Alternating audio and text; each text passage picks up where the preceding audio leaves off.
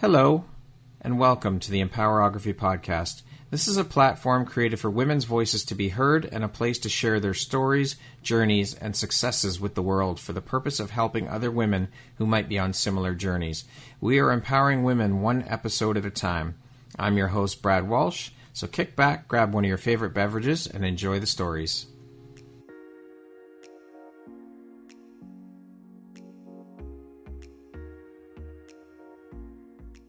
If you've ever wanted to be a podcast guest, the kind that gets invited back, the kind that turns a 30-minute conversation into real visibility and real opportunity, I built something for you. I want to tell you about the Amplify Your Message, the Podcast Guest Mastery Experience. It is everything I've learned from 800 plus interviews distilled into how to actually show up as a guest that people remember and get invited back. Early bird pricing is live for a limited time. Links are in the show notes. Let's get out there and help amplify your message. Hello there, Brad Walsh here, your host of the Empowerography podcast, a platform that was created to help elevate and amplify the voices of women through sharing their stories. Today, my guest is Jess Moyer. She is a TEDx speaker, podcast host of the R.E.A.L Wellness podcast, a 3-time author, a certified leadership and wellness coach with over 25 years of experience helping individuals rise through adversity and lead with purpose. She's also the creator of the R.E.A.L Wellness Framework. Welcome, Jess. How you doing today? I am fabulous. Thank you. Thank you so much for taking and making the time to be here with me today. I am so excited to have you and to jump in and to share all about the beautiful light you put out into the world through the work you do, a bit about your story, your journey. And so with that being said, let's jump in and let's get this party started. All right, let's go. With over 25 years of helping others rise through adversity, what was the catalyst moment for you, do you think, that originally led you or called you into this work? I think it was always in my heart that I knew this work was going to eventually come to fruition. It was part of my upbringing in health and wellness. I think the catalyst was a few things. One, I lost my son, Stephen, to a genetic disease at the age of 9 months. And he never had a choice to take care of his health or live his life. And then a few years later, I lost my father, who was a doctor, and I watched him care for everyone else but himself. And so these two worlds have merged into my message of how important self-care is to live a life of intention and legacy. And if we don't have our health as a foundation, then it's really hard to take care of all the people that we do love. And so I think that was probably the catalyst, but also living in survival mode myself for so long, I realized there's got to be so much more to all of it.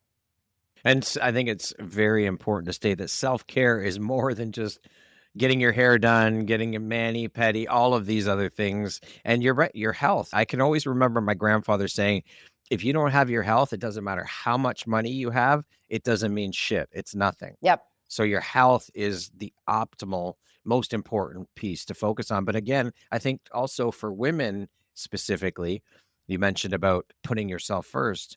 Women have been conditioned not to do that, to do exactly the opposite. You have to put everyone else first, when that's completely false, is bullshit. You need to put yourself first because that just allows you to restore your energy and be able to give that much more to the people you choose to give your energy and time to. Yep, for sure. And we need to shift that perspective because there's still a lot of women that believe that this is the way it's got to be done. And it's not. Yeah. And I did that for so long myself. And I saw my mom do it. And I see so many women. I owned a women's gym, and that was my message. It's don't feel guilty for coming in for an hour and doing a fitness class, because you're always going to feel better, not just for yourself, but it's a trickle down effect. Yeah. As a mom sure. or as a woman, they're only as happy as we are, right? And so Yeah, it's so exactly. important to have that foundation, that it's in small ways, and we'll talk more about that, but it doesn't have to be anything crazy or grand. It's just showing up in the most basic fundamental ways that can really make a difference. This is why I think it is so fucking important for women to be able to step into more leadership roles, owning their business, all of these, because to your point, you say when women put themselves first and take care of themselves, it ripples out to everybody, their kids, their family, their partners, their communities, everything. So when women start putting themselves first, I really believe that we are going to see a completely changed world. Yep. I believe that too. And it's people like you, Brad, like having a man behind that to be like, yeah, instead of women, it's nice to have that Hmm. support also from, and I'm very blessed. I have an amazing husband who's been 100% supportive. And that's really important to have those people Hmm. cheering for you too. For sure. Absolutely. And thank you for that. I received that. I appreciate that. What did adversity strip away from you that in hindsight, you're grateful that you no longer had to carry? For me, I was so young when my son passed away. I was 28 years old and I had never lost anyone close to me. And so as a mom, that's not the natural course of life to watch your child pass. And my son passed away from a disease called spinal muscular atrophy. And I think when you go through loss so early in life, it puts it in perspective on really what is important. And so I think what is stripped away from me is that the dream that things are going to be perfect and I'm going to have 4 kids and life is just going to be so easy. I'm going to be a stay at home mom. And life has a way of teaching you that there's going to be a lot that's going to be put in your way and things that we never want to face. And we rise because of it. We become stronger. It's grit, it's resilience. And so loss has taught me so much in life. I not only lost my son, the day after his funeral, I miscarried because my body was Oh in my shock, gosh. and then lost another baby in utero like 4 months later. So I had, yeah, Jeez. it was horrible. It was, And your and father. my dad passed away a few years later. So it was this time in life where it's like the hits kept coming, and Mhm. I was probably in shock for most of it, but I still had to show up. I had a daughter and then I had Yeah. 2 more healthy boys, thank goodness. But I think so many women live in this survival mode of one foot in front of the other and just getting through, and that's not how life should be either. We should be embracing and finding the joy in those little moments of life, and that's really where I'm at in my own personal life.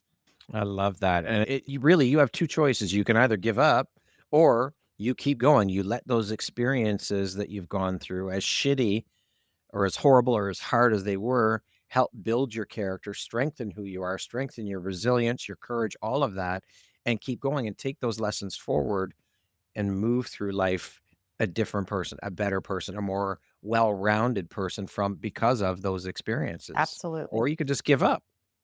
Two choices, that's it. And Yeah. I don't think giving up is an option.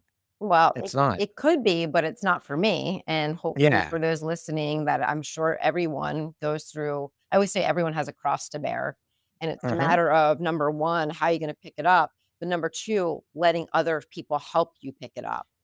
There you go. That right there. And again, I think this is something that ties into and affects a lot of women out there because again, conditioning taught not to ask for help. You've got to do it all yourself. Asking for help Yeah, is a sign of weakness. And again, it's the complete opposite. Asking for help is a sign of strength yeah, because you can't do it. Nobody can. No man, no woman can do it all themselves. It's impossible. yeah, you need So a leaning community. on those, yes, exactly. It's so important. So thank you for sharing that. Yeah, What do you think adversity taught you that success never could?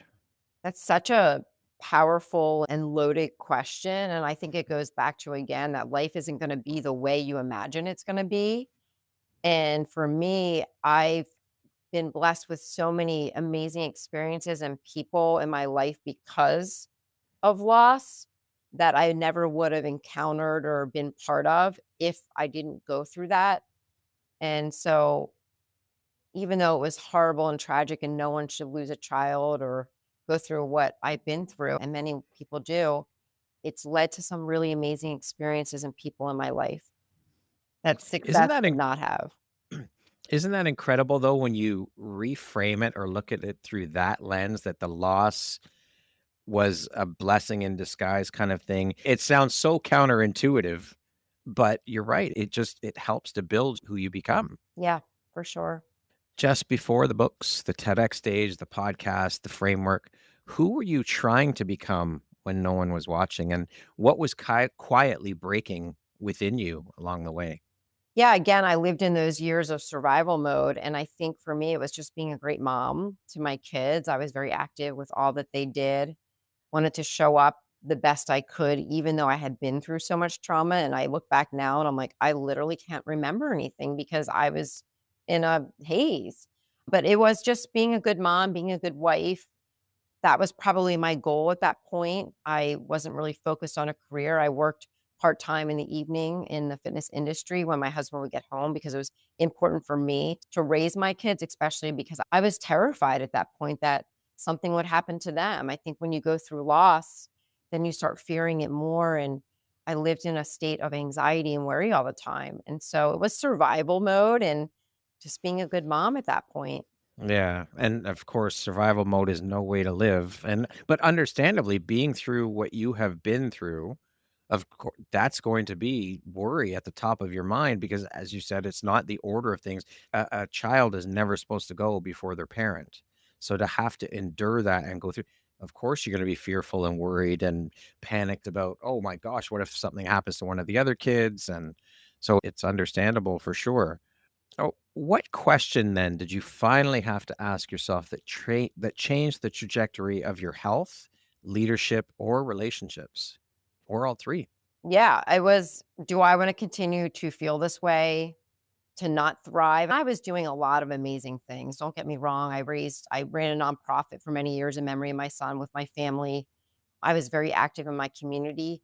But again, I was like, I wasn't really embracing joy. And so I had to look at myself. I was also, I don't want to say sick because that's not the right word, but I wasn't mentally and physically well, even though I probably looked it because I was in the fitness and wellness industry.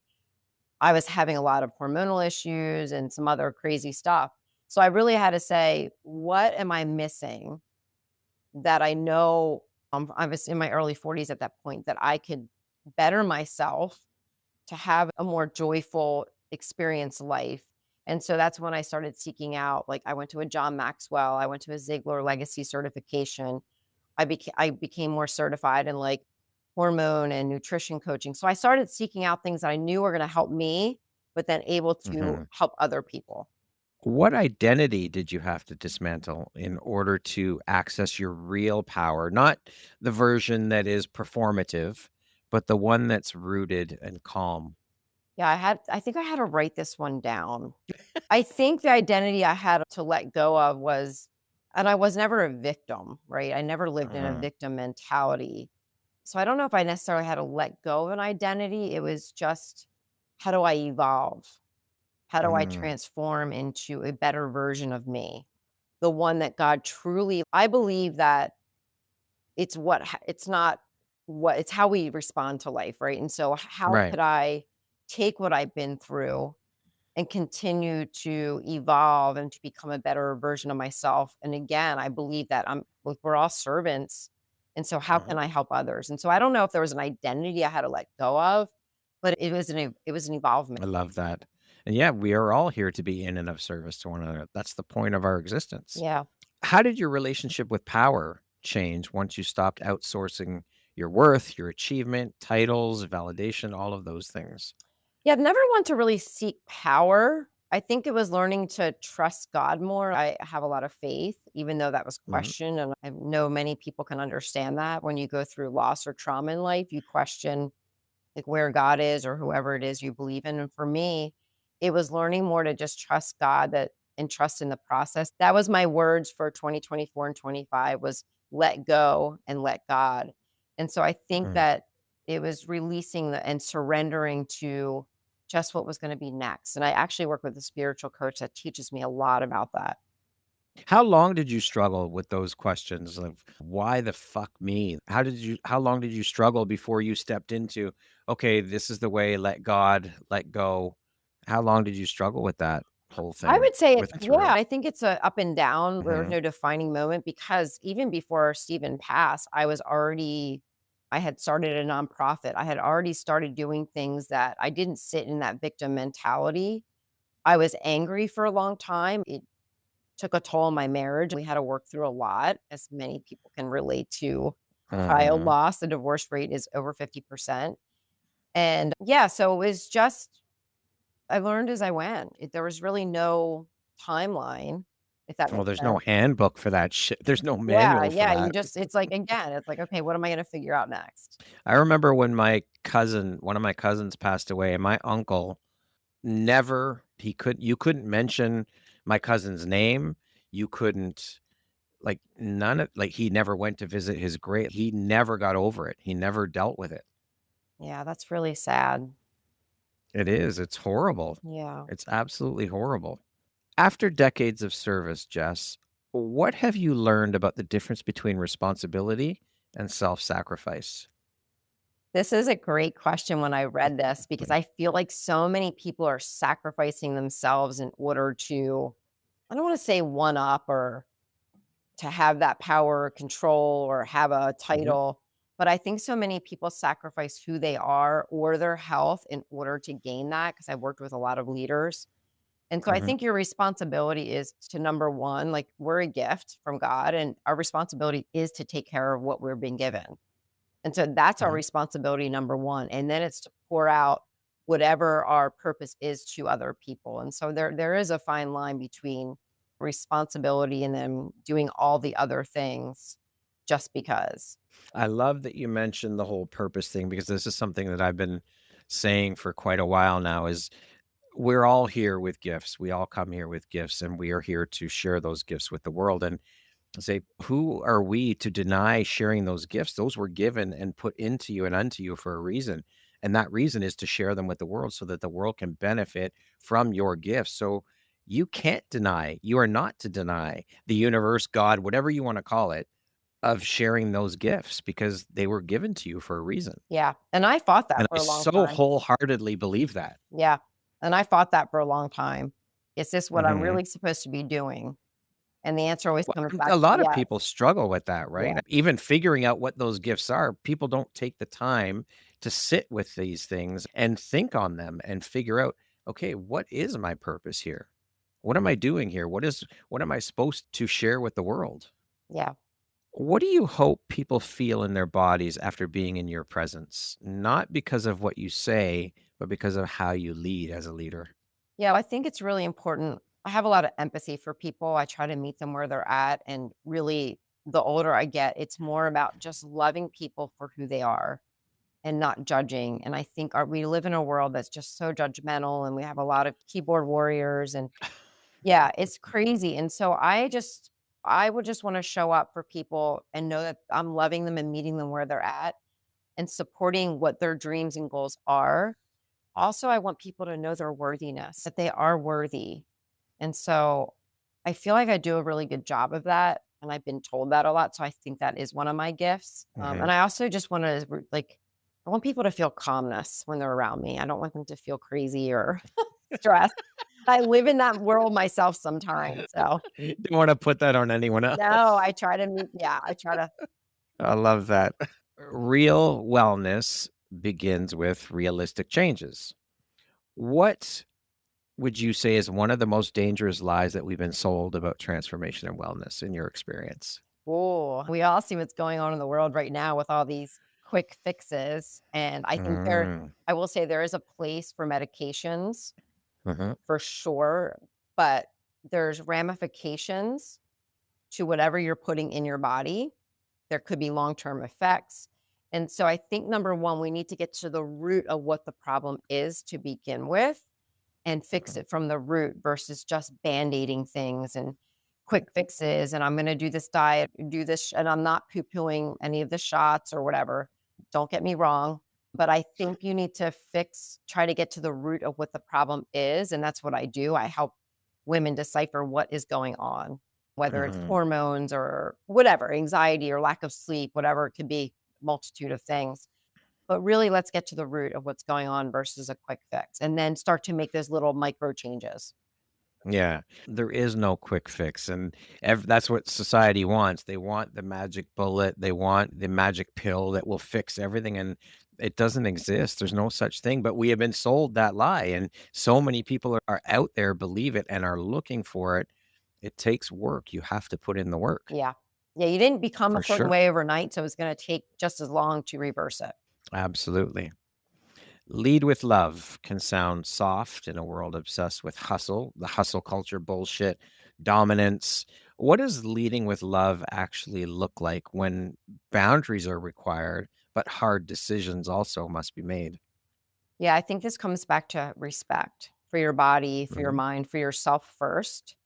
And I think you can't lead from a place if you're not happy with your own self. It's not Mhm. authentic or real. It's going to come off fake. And so it's okay to set boundaries with people if you feel like you need to. And there's kind ways to do that. But I think it starts with yourself and really getting to again to the root of like what's going on in your own mind and body that you can work on first in order to then show up for everyone else. And so it's like the Mhm. foundation of the framework is people aren't going to take care of themselves if they don't love themselves. Very true. They We are the yeah. foundation. Yeah, they disrespect their bodies, they don't eat well, they don't exercise, they drink too much, and I'm not judging anyone, we all go through our times in life, but you have to treat your body as a gift and a vessel, and if you don't, it's gonna come out in some ugly ways. It'll let you know. Oh, yeah. It'll let you know. Eventually it will. Some people ignore those Yep. signals for a long time before it's Mhm. sometimes too late, and that's, again, what I Very believe. true. Yeah, I love that. Energy is not just physical, it's emotional, spiritual, relational. What are some of the most common energy leaks in high achieving women and leaders? Saying yes to everything, thinking they can do it all, and instead of I call it practice the pause. If you feel like there's something that doesn't align with your life or doesn't fit at that point, to just say, "Let me think about it," to pause, to not answer right away and say yes and then regret it, because I can tell you I've done that myself tons of times, and then you resent it because you've said yes to something, you've overcommitted, and I think of it as like a plate. You can only put so much on a plate before it starts overflowing and you feel sick. And that's Mhm. really what it comes down to as energy and leadership. Yeah. Saying no is okay too. No is a complete sentence. Yep. Yep. And all you have to do is And move your head. yeah. Yep. Yeah, you don't even have to say the word. No. You can just shake your head and say, let me think about it. Or you just put it in a circle. You'll really confuse them. But no, also, it doesn't mean permanent. It's not a permanent no. It just means not right now. This Yeah. isn't right for me right now. And people respect that. Yeah. There's someone else Mhm. that's going to say yes if you get a no. I Yeah, learned that in for business. sure. What do you get? 9 Mhm. no's and 1 yes. And so Yeah, it's part of life. And I that's know right. there were times in my life I said yes to way too many, and I was just like, "I can't do this all," and I was it was crazy. Yeah. But you're only harming yourself. Mhm. And the people around you that love you, Yes, because of then you're course, of treating course. people in an unkind way because you're stressed. Yeah, but first and foremost, you're harming yourself, Yep. and you are the most important person. That relationship that we have with self is the most important and longest standing relationship we will ever have with anybody Yep. in our entire lifetime. So get right with it. Yeah. Make it a good one. Yeah, you You matter. yep. You only have one place to live, and that's in yourself. That's right. That's right. What leadership behaviors do you think that we still normalize that are actually forms of self-betrayal? I think it's just going too much, doing too much, trying to achieve too much, not resting, not prioritizing health. And I think this is a common theme in our society. It's like, go. And I'm at the point in my life that it's like, no, I'm gonna rest. I'm gonna do I always tell people you have to build fun into your week. You should always Mhm, have something to look forward to. What is the point of working so hard if you're not enjoying it? mhm. And people will True. say to me, "You're doing fun things like every week." I'm like, we're supposed to do fun things every week. That's what life We is only get about. one shot. We only get Yeah. one shot at this. Life is pretty crappy sometimes, so I'm gonna find the fun Mhm. things I can do and experience, and that's what life is about. Yeah, you have to bring joy into your life. Otherwise, what's the point? You get these people who are stuck in jobs they fucking hate. They work 5 days a week, 40 hours a week, 50 hours a week, whatever it is, to look forward to the weekend. 2 days. You piss away 5 days of your life every week Yeah. to live for those 2, and it's not even 2 full days because Sunday, you're already stressing about going Yes. back to work Monday, Yes. right? Yep. So And then you're it's catching a up different Saturday with all approach. the things you didn't do. So Yeah, yeah, yeah. I'm so intentional, especially now because when I owned my gym and I worked in the wellness industry, my husband and I, we sacrificed time together. And so we've Mhm. been married 28 years. And so we like tonight we're taking a dance class. On the weekends, we're Nice. planning fun stuff. And so Mhm. it's really important. Even if you don't have a lot of money, there's tons of things you can do for free Yeah, that are fun. yeah, absolutely. What truth about leadership do you wish more people were brave enough to say out loud? That it starts with the foundation of healthy living. Mhm. You're leading by example, and I'm not gonna follow someone that is unkept, is unhealthy, is stressed out, is miserable. That to me is not a leader, even if they're making millions of dollars. I Mhm. don't wanna be that person. And so Yeah. I look up to people in leadership roles that are doing the hard things and are taking care of themselves. Having years of experience of coaching leaders, working with leaders, what do you believe is one of the greatest internal leadership crises that people are facing right now? I think there's many.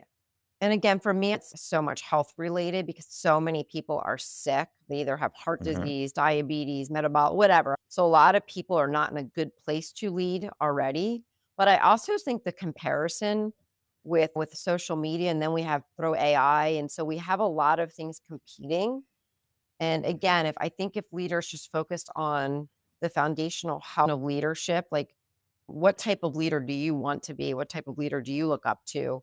And also like self-development. I think that's such an important Mm. part is constantly doing things to better yourself in order to become a better leader, a better person. Yeah. Are you seeing in the women you work with, leaders, are you seeing a shift in the way that women are leading, that people are leading? Yes and no. I think people are becoming more aware of their health, Mhm. especially not to make it political, but the administration. People are starting to pay attention more to what's in our food and incorporating movement. And so I think it's becoming awareness, but I don't know if people are actually doing it. Okay. I Use was just you. Don't mind curious. my dog in the back. He sees an Amazon truck, it's not fun. Action sounds empowering, but action without alignment, as you can attest to, leads to burnout. So, how do you help people discern the right action in moments of overwhelm when they're feeling that stress and all of that? Yeah, and I think it's practicing the pause to think about where you are in life and where you wanna go. And are the actions that you're and the choices I actually just did a live video about this. Are the choices you make on a daily basis leading to that life that you desire? And what does that look like for you? Mm, So, that was actually my TEDx talk was about my dad and my son meeting in heaven and my son lecturing my dad about not taking care of himself. And so I mm. never got to do the things I wanted to do with my dad as in his retirement. And so what are the things that you want to do? And are you living a life and making choices that align with that? Very important for sure. What part of ourselves do you think we most often abandon in the name of success? And what does that abandonment cost us in the long run, do you think? I think it's our health. I think people are just sacrificing their health. They're not getting enough sleep. They're eating fast food. They're on social media. They're not getting enough movement, the inactivity because we're sitting so much.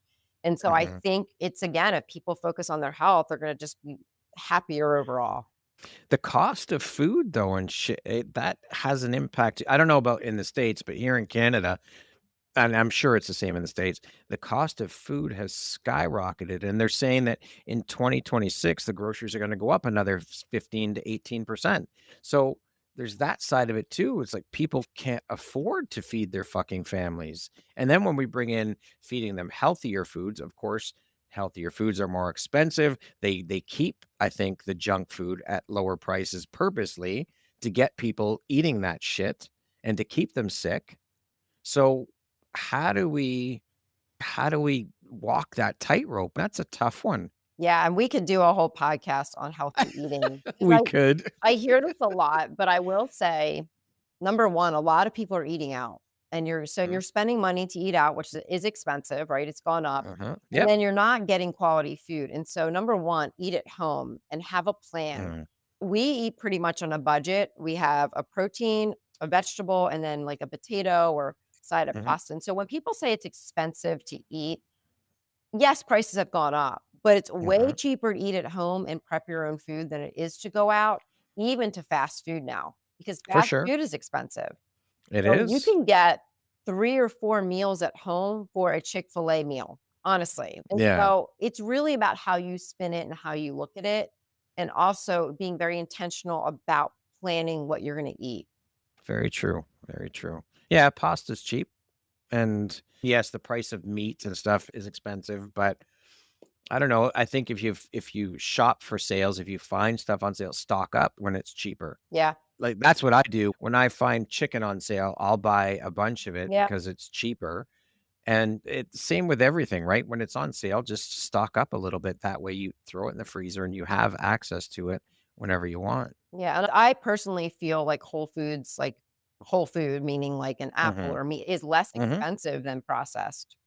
So, Oh, yeah, but yeah. you wanna be able to pronounce what you eat and Yes. make bulk. So then you have leftovers, like we have extra chili and we have chicken in our fridge. So that's a meal Mhm. for 2 or 3 days. And so when people say it's expensive, compared to what?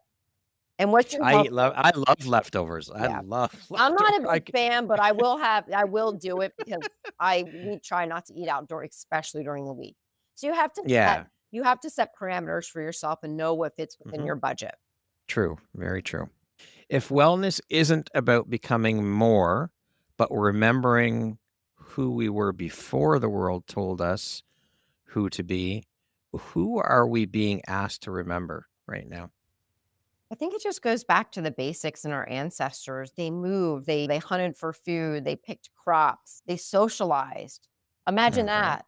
I think so many of us are lacking community, and that is one of, if you've heard of the blue zones where people live the longest, one Yes. of the Mhm. reasons they live the longest is community. And so if Mhm. people are feeling lonely and isolated, that can lead to an early death. And so it's Mhm. not just nutrition or movement or sleep, it's who are you surrounding yourself with? How are you laughing and having joy in your life? And so I think it's going back to the basics and fundamentals for your overall health versus the trends and the crazy things that are on the market. It's keeping it simple. Community is everything. I think we are now seeing more and more people craving that community and that connection piece. Whereas through COVID, it was a lot harder. And so we got to connect online, which is great. It Yeah. serves its purpose.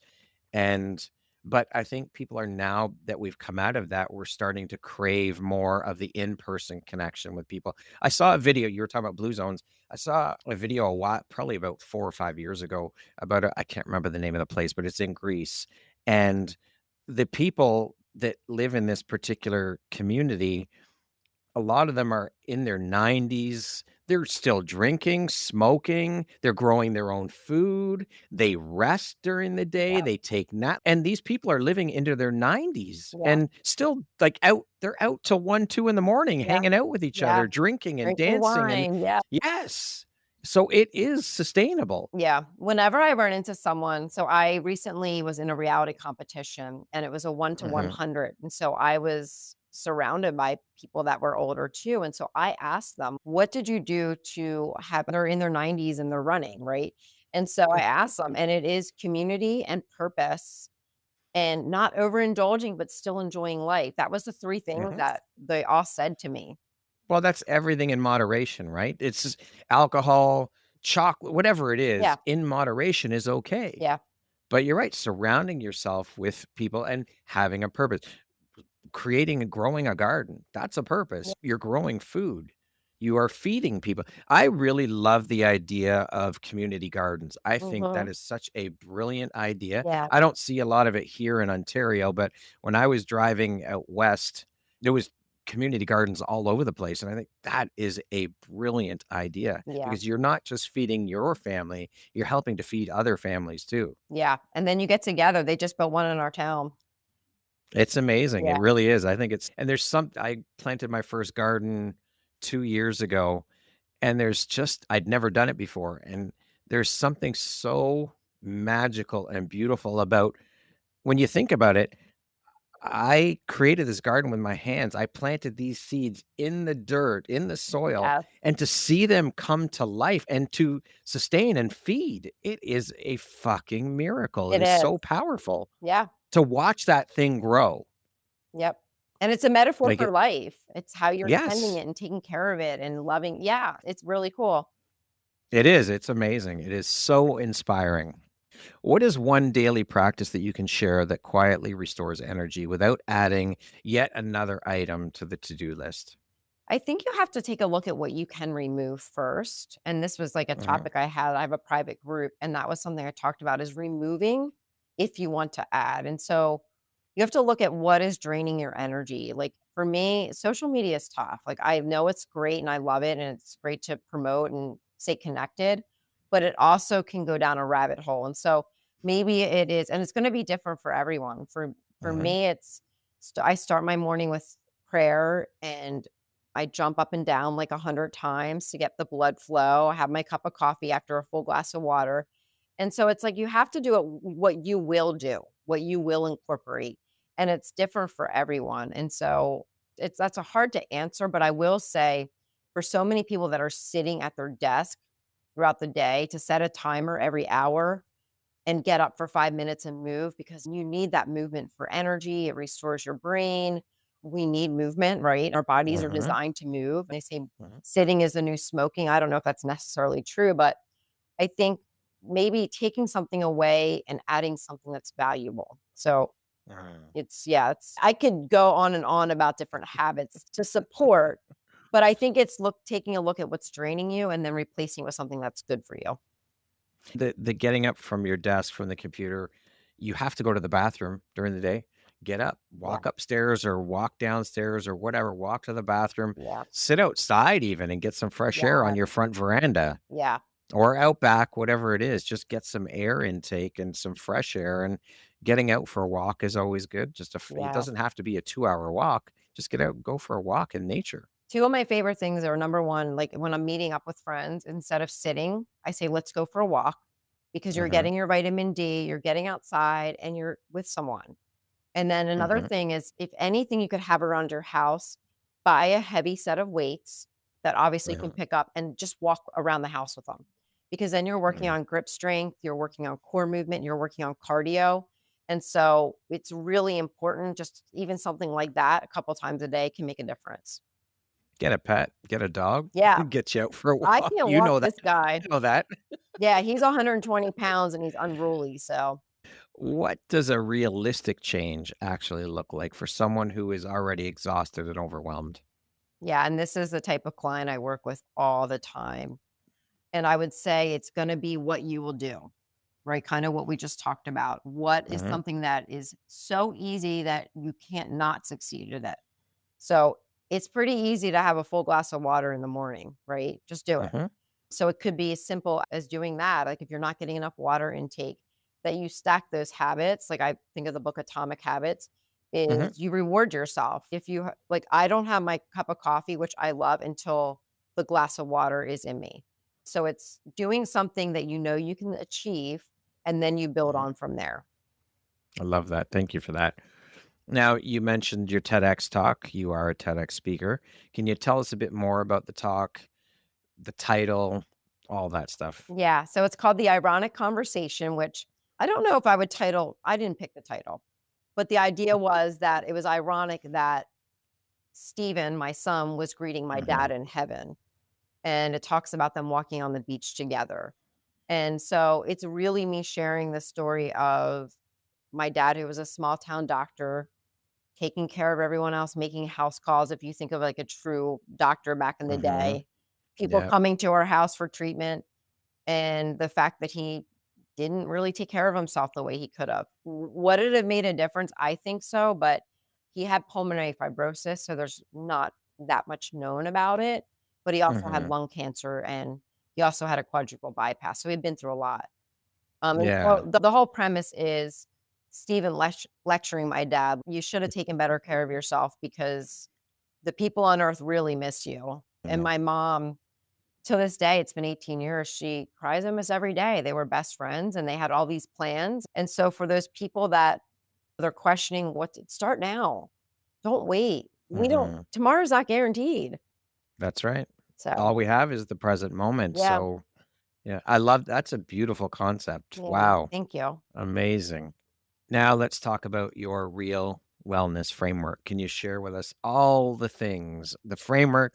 What is it? What's involved? When you created it? What the inspiration was? Tell us all the things. Yeah, so basically it came out of me working with thousands of people over the years and what were the tools that help these people have longevity with their goals. The people that succeeded long term versus those that fell off. What were the tools? And number one, it was being realistic with what you can achieve. There's habit stacking, but also Hmm. the R is resilient because we're going to fall off, we're going to fail, Hmm. but that's okay. That's how we grow and learn. And so get up, start over. I have people that I butcher my day, so I'm just gonna butcher the week, right? That's such a crazy mindset to me, Yes. but that's the norm. I don't believe in New Year's Hmm. resolutions. I love No, setting me new neither. goals, but Hmm. resolutions are meant to fail. Yep. And then the E is energy. It's what sources of energy are you using to move the dial and which ones are Hmm. taking away? So I think of a bank, what's adding value and what's Hmm. depleting it. The A is action because I can tell you so many people get stuck. They don't know how to start. They don't know which action to start with. And they get analysis paralysis and they don't move. And Hmm. so you have to just take a little step forward. And then we talked about the L, like loving yourself first and respecting yourself. That's And the framework. when did you create the framework?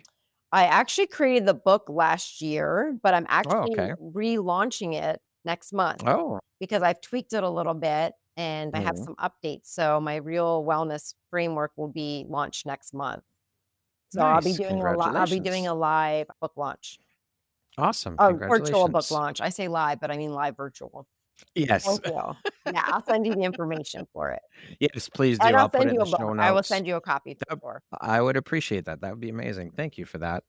Jess, if you could leave every listener with one embodied reminder that they can return to when life gets loud, what would it be?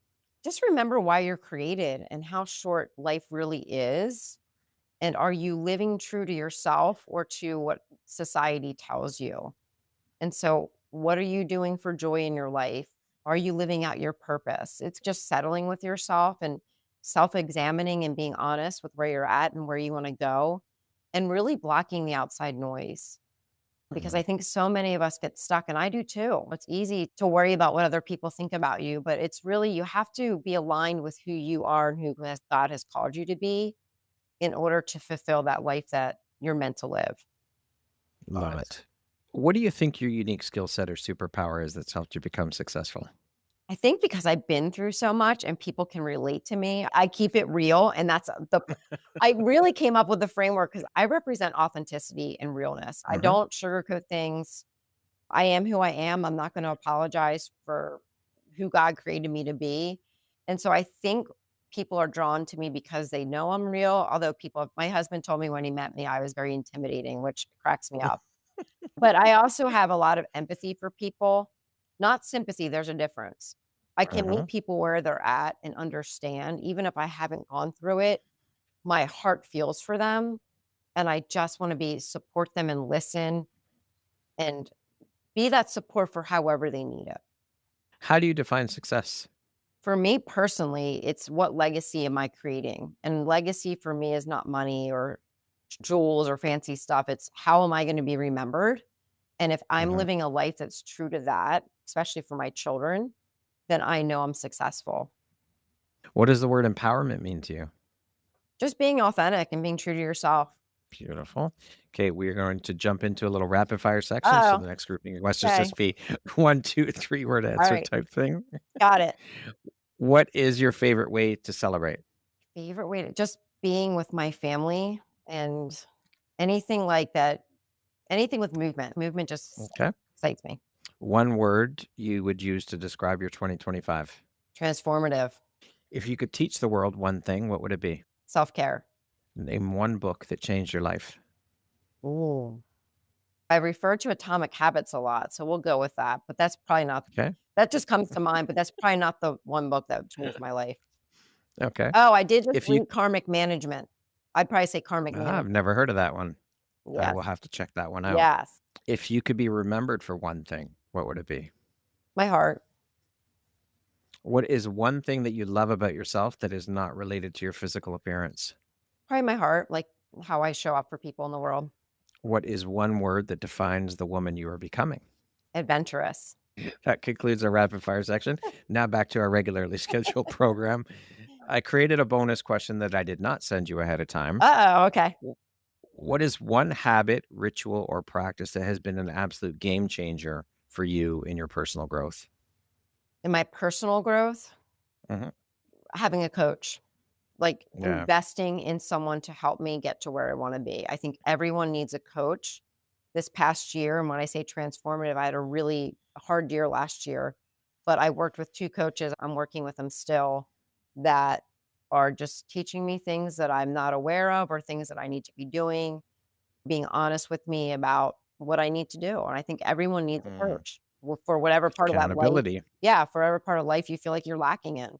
Okay. If you were to introduce yourself to me without mentioning your occupation, where you're from, your religion, your ethnicity, nationality, all of these superficial day-to-day markers that we use, how would you introduce yourself to me? I'd say a midlife woman that has been through a lot in life and is just seeking out joy and adventure and just adding value. Each day I ask God to say, how can I add value to someone today in a small way? And please, I ask for that to be given to me. And so that's pretty much summarizes. Beautiful. I love that. If you could step into my shoes, what question would you have asked yourself that I didn't ask you? Listen, bro, I think you covered them all. When I read that, I was like, I don't know. These were great questions. Thank you. I received that and appreciate that.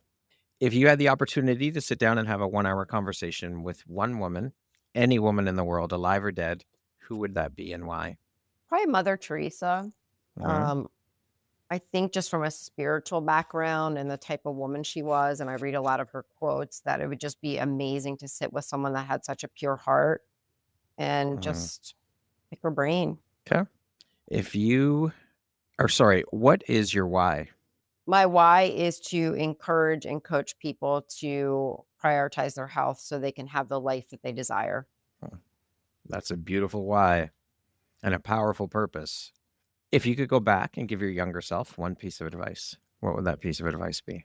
I think I don't want to say not to worry so much because I can't change my past.